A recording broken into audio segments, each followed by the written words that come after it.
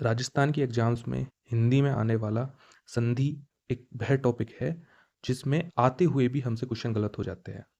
और इसका कारण ये होता है कि हम एक चीज़ को इग्नोर करते हैं, वो है मूल शब्द। संधि में आप चाहे जितना नियम पढ़ लो, चाहे जितनी जो है प्रैक्टिस कर लो, लेकिन जब तक आप मूल शब्द को नहीं पकड़ोगे तब तक आपका कुछ भी क्लियर नहीं होगा, या फिर आपके शब्दों में गड़बड़ी होगी और आप परीक्षा में गलत करके आओगे। मूल शब्द पकड़ने से ना कि आपका सिर्फ संधि क्लियर होगा, बल्कि आपका प्रत्यय, उपसर्ग और बहुत सारे ऐसे टॉपिक है जो सिर्फ मूल शब्द को पकड़ने से आपको याद हो जाएंगे। सो हेलो एवरीवन, ये हमारी जो राघव प्रकाश पुस्तक की सीरीज का ये दूसरा अध्याय चालू किया है, जिसमें हम संधि को लेते हुए चलेंगे। इससे पहले हमने जो पारिभाषिक शब्दावली वाला टॉपिक है वो ख़त्म कर लिया था, वो लगभग 22 लेक्चर्स में, जो कि लेक्चर्स क्या है वो एक तरह से क्लिप टाइप है। 10 से 12 मिनट का एक लेक्चर है और टोटल कुल मिला के 4 से 4.5 घंटे में वो ख़त्म किया। तो उसको जाके देख लीजिए, वो बहुत साइंटिफिक तरीके से, बहुत ही लॉजिकल तरीके से मैंने पढ़ाया है। इसके अलावा एडिशनल शब्दावली भी मैंने उसमें ली है, ताकि आपको जो है एग्जाम्स में करने में कोई दिक्कत ना आए और आप पूरे लॉजिक के साथ जो है क्वेश्चंस को अटेम्प्ट करो। तो बिना कुछ देरी किए हम जो है संधि वाला ये जो टॉपिक है ये स्टार्ट करते हैं। तो जैसा कि मैं पहले ही बता चुका हूँ कि सबसे इंपॉर्टेंट चीज़ जो होती है वो होती है मूल शब्द।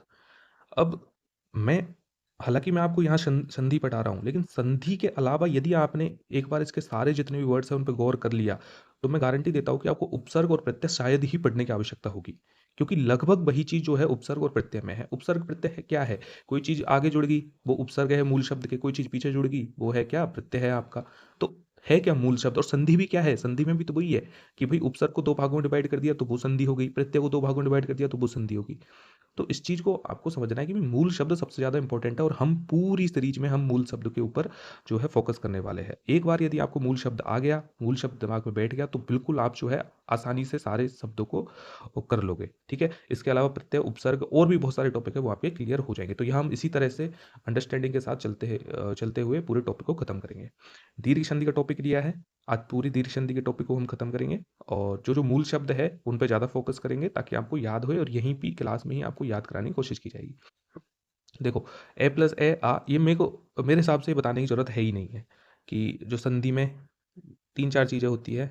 ए प्लस ए आ होता है, ए प्लस आ होता है, आ प्लस आ होता है। इस टाइप से जो है संधि मिलते हुए बनाते हैं। अब देखो, इनमें से जो ये जो शब्द है, इनको आप जैसे अंत्याक्षरी है तो आप बिल्कुल बना लोगे इसको कि भाई अंत्या तो नहीं होगा, अंत्या का तो कोई अर्थ ही नहीं बैठता है।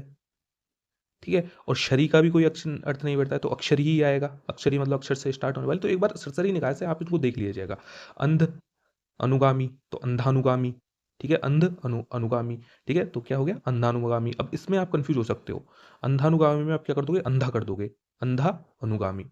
लेकिन क्योंकि अंधा एक शुद्ध शब्द नहीं है, अंधा एक मेड ऑफ नेम है, लाइक अंध से ही अंधा बना है, तो हमें को यहाँ मूल शब्द छांटना है।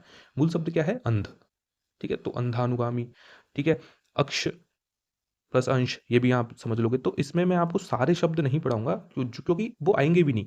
मोस्टली ट्रेंड एग्जाम्स में ये है कि या तो अपवाद पूछे जाते हैं या फिर ऐसे शब्द पूछे जाते हैं जहाँ पे आप कंफ्यूज हो। तो मैंने आपके लिए वो कंफ्यूजिंग वाले जो भी शब्द है वो बना के रख रखे हैं और आपको वही याद करने हैं, उनमें भी मूल शब्द याद करने हैं। ठीक है, जैसे अपर अहन है, अब इसका तो आपको रटना ही है।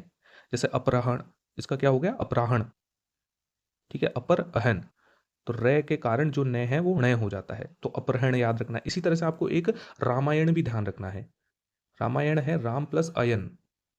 ठीक है, ये मिलकर क्या बनाया है? रामायण। ठीक है, ऐसे ही आपको रसायन भी ध्यान रखना है, रस धन अयन।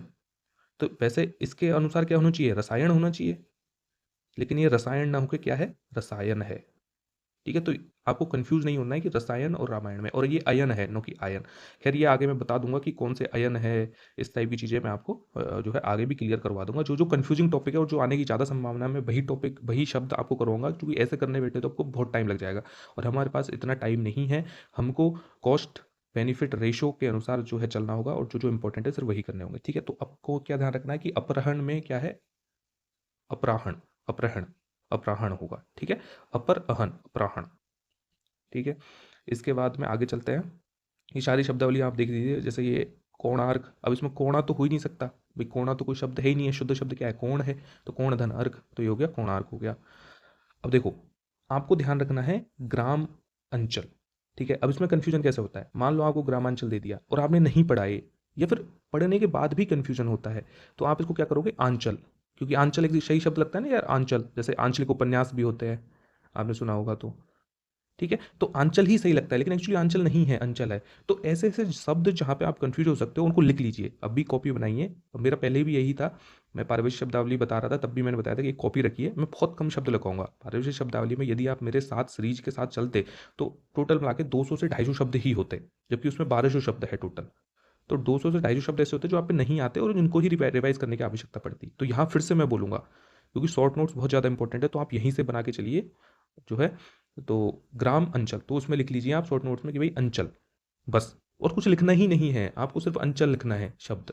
शॉर्ट नोट्स में दीर्घ संधि का टॉपिक डालिए, दीर्घ संधि टॉपिक के नीचे सिर्फ अंचल लिखिए, आपको बस अंचल लिखना है, वहीं से ध्यान आ जाएगा कि भाई अंचल एक शब्द है, मूल शब्द है। तो आप आंचल नहीं लिखोगे कभी, बस कि भाई आंचल कुछ शब्द नहीं है, ठीक है, संधि में आंचल शब्द नहीं आता, ठीक है। तो क्या लिखोगे, अंचल लिखोगे, ठीक है। जनार्दन, तो इसमें अर्दन लिखोगे, आर्दन नहीं लिखोगे, ठीक है। तो आपको क्या याद रखना है, अंचल याद करना है, अर्दन याद करना है, अश्म याद करना है जीवाश्म में, क्योंकि सामान्यतः हम क्या बोलते हैं, आश्म लिख देते हैं, तो आश्म भी एकदम राइम कर रहा है, ठीक है, आश्म में भी कोई कंफ्यूजन नहीं है, लेकिन अपने को अश्म याद रखना है। तो अभी क्या हो गया, अंचल अर्दन अश्म, ठीक है। तीर्थ आटन, तो आटन नहीं है ये, अटन है, तीर्थ अटन, तो क्या क्या हो गया, अंचल अर्दन अश्म अटन, ठीक है। दीपावली, अब इसमें आवली नहीं है, अबली है, क्या है, अबली। तो अपने पास 5 शब्द हो चुके हैं, अंचल अर्दन अश्म अटन और अबली, ठीक है। अंचल अर्दन अश्म अटल और अबली, इनको याद करके चलना है आपको। फिर आगे चलते हैं, अंबु, चलो अंबु तो आपको याद रह जाएगा, क्योंकि आपको पता है अंबु का मतलब पानी होता है, अंबुज, ठीक है, इस तरह से, इसलिए आपको याद है कि अंबु पानी होता है, तो यहाँ तो कंफ्यूजन नहीं होगी, नहीं यहाँ भी यदि नहीं याद होता तो आप अंबु कर देते। और क्वेश्चंस में इसी तरह के विकल्प दिए जाते हैं, ठीक है। नाउ परमार्थ, ठीक है, तो इसका हो जाएगा परम अर्थ, ठीक है। पूर्व अहन, ये पहले ही बता दिया है कि अहन, यदि रे आता है यहाँ पे तो उसके बाद में अहन हो जाता है, ठीक है, रे के कारण ने का नय हो जाता है, जैसे उधर क्या पता था, अपहरण पढ़ा था हमने, ठीक है। तो ये है पूर्वाहन। अब देखो प्रांगण, अब इसमें आपको क्या लगेगा यार, आंगन ही है। अभी प्रे का तो आपको समझ में आ गया कि जहां भी प्र रे मतलब अंत में रे आता है, लाइक अंत के अक्षर से पहले रे आता है, तो वो जो लास्ट का जो नय है वो नय बन जाता है, ठीक है। तो ये आपको याद रखना है, जैसे अपहरण, पूर्वाहन, प्रांगण, ठीक है। तो ये चीज आपको ध्यान रखनी है। इसके अलावा ये अंगन है, आंगन नहीं है, ये आंगन नहीं है, जबकि आंगन ही ज्यादा मैच कर रहा है, तो इसलिए आपको आंगन याद रखना है कि ये आंगन नहीं है, अंगन है। इसी प्रकार से अर्थी, विद्यार्थी, ठीक है। भग्न अविशेष, भग्न, भग्नाविशेष, तो भग्न प्लस अविशेष नॉट भग्ना, ठीक है। मुरारी, मूर्धन अरी, ठीक है, ये तो आपको पता होगा। तो यहाँ इस पेज में हमको कितने शब्द मिले, इस पेज में हमको शब्द मिले, ये लिख लीजिए आप, अंचल मिला, अश्म मिला, अंचल मिला, अश्म मिला, अटन, अवली, अंगन और अहन,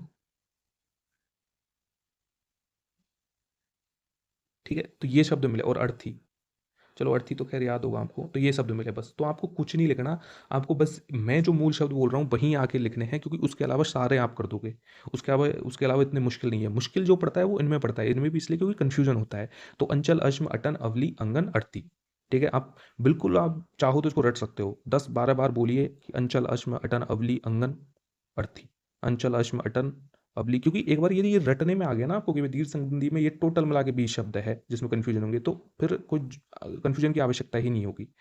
तो अंचल अश्म अटन अबली अंगन और अर्थी, ठीक है।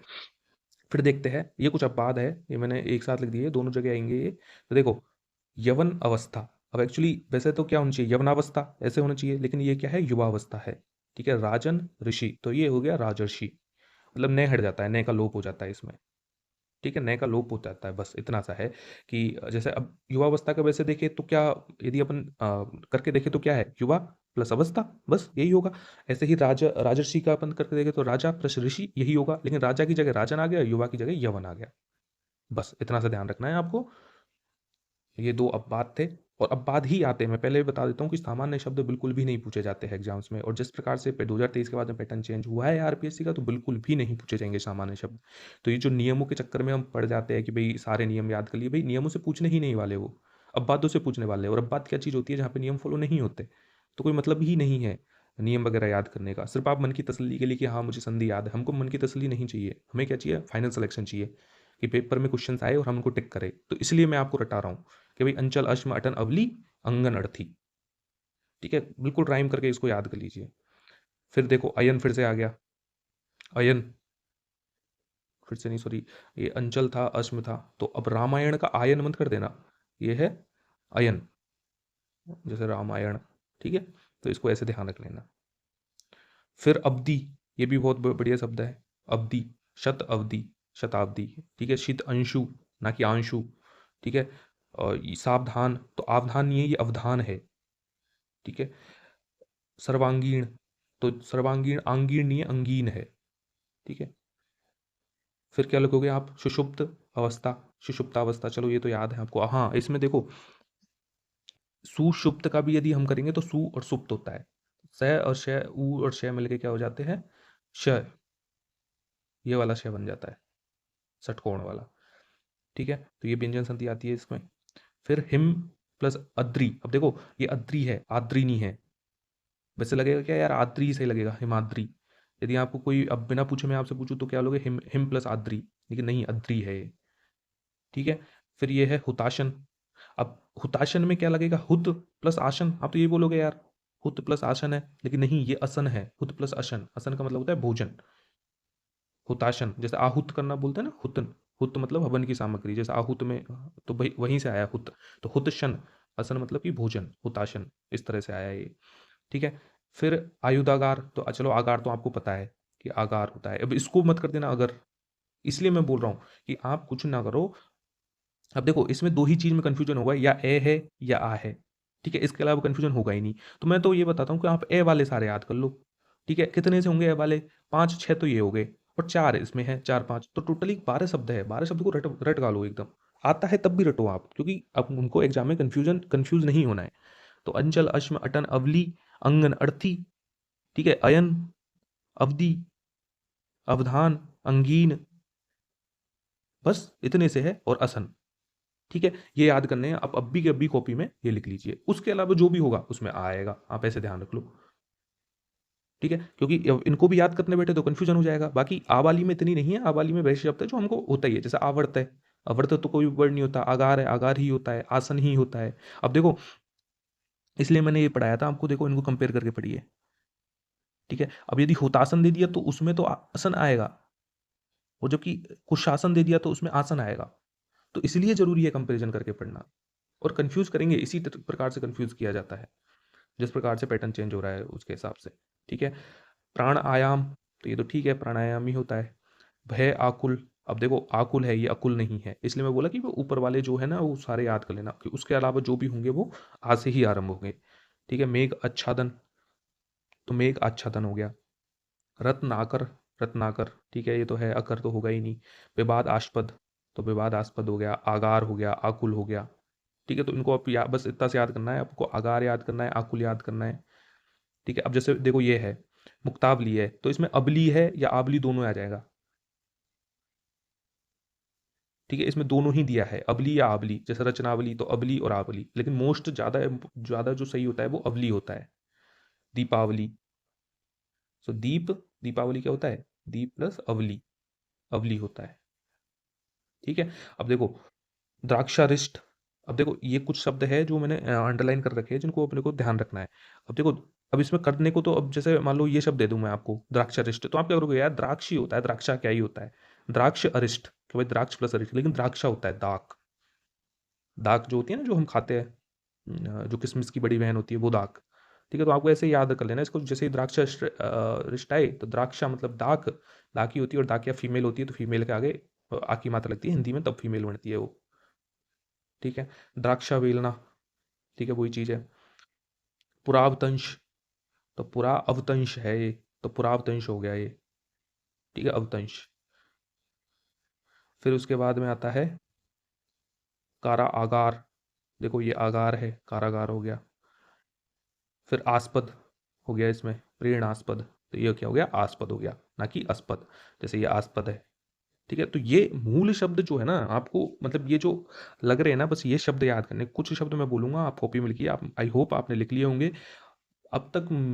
आप ए वाले शब्दावली लिख लीजिए, ठीक है, ज़्यादा मत लिखिए, उनको रट लीजिए एकदम। उसके अलावा जो भी होगा वो आ वाला हो गया, ठीक है। श्रद्धालु तो भाई इसमें आलू ही होता है, ठीक है। अतीत, अतीत, ये तो आपको पता ही होगा। अतीत, अतीत का बहुत इंपॉर्टेंट शब्दावली है, मोस्टली आती रहती है। अब देखो इनमें क्या है, अब ई वाले में जैसे हम वहाँ ए और आ में कंफ्यूज होने की ज़्यादा संभावना थी, यहाँ ई, ई और बड़ी ई में कंफ्यूज होने की ज़्यादा संभावना होगी, ठीक है। तो आपको ध्यान रखना है कि इक्षक, ईक्षक में बड़ी ई आती है, ठीक है। ईश में भी बड़ी ईद आती है। इष्ट जो होता है ना, उसमें छोटी आई आती है। बस ये 3 शब्द हैं, आप इन 3 शब्द को याद कीजिए, इससे ई वाले आपके जितने भी है वो सारे क्लियर हो जाएंगे। बाकी सारे शब्द आपको पता है, इच्छा में आप सबको पता है। इनमें जो कंफ्यूज होता है वो ये है, ईश में बड़ी है, ईक्षक में बड़ी है, और इष्ट में छोटी है। बस इतना सा ध्यान रखना है आपको, ठीक है।